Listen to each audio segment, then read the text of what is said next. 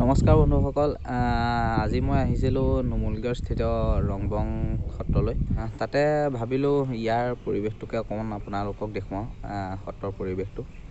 আৰু মোৰ লগত আহিছে প্ৰভাত আহিছে, কৃষ্ণ ব্লগাৰ।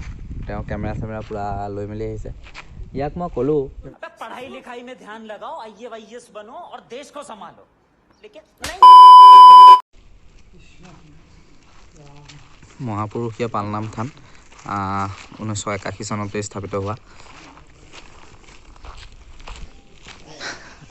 ইয়াতে ইলাৰাম বা পিছৰৰ আমাৰ স্মৃতি গৃহ এটা নিৰ্মাণ কৰি থোৱা আছে, আপোনালোকক দেখুৱাবলৈ চেষ্টা কৰিম।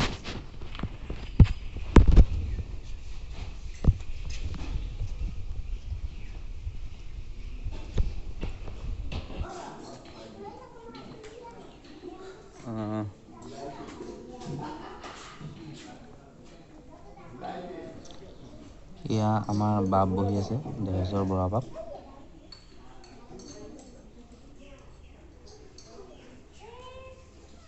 সত্ৰৰ ভিতৰৰ পৰিৱেশ আপোনালোকে দেখিছে।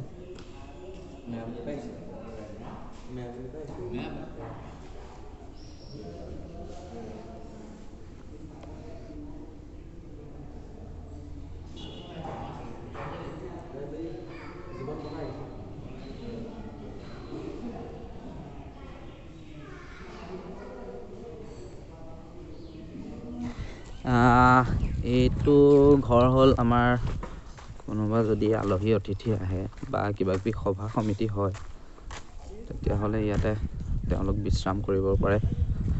আৰু এইটো নতুনকৈ কনষ্ট্ৰাকশ্যন চলি আছে, বনোৱা চলি আছে।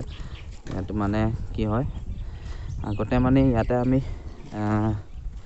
সত্ৰত পালনাম হ'লে ইয়াতে খোৱা বোৱা ব্যৱস্থাটো ইয়াতে হয়। এয়া আলহীৰ মানে কি হয়, দূৰৰ পৰা যদি কোনোবা ভকত বৈষ্ণৱ আহে, তেতিয়াহ'লে ইয়াতে থাকে তেওঁলোক ঘৰতে।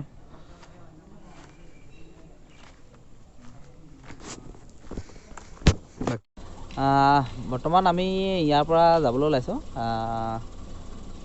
ইয়াৰ পৰা গৈ আমি বিশালত সোমাম। বিশালত কিবা এটা ল'ম বুলি কৈছে আমাৰ প্ৰভাত তেওঁ ব্লগাৰ, আপোনালোকেতো দেখিছেই, তেওঁক চিনি পাইছেই। কৰোণা ভেকচিন নোলোৱাৰ কাৰণে মানে ডাবুল ড'জ নোলোৱাৰ কাৰণে প্ৰভাতক সোমাবলৈ নিদিলে, সেইটো কাৰণে ময়ো নোসোমালোঁ বিশালত।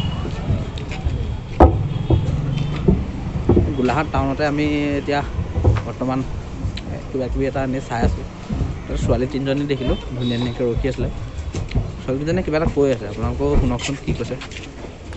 कोई हमें भी पटा लो, गरीबों की दुआ लगेगी।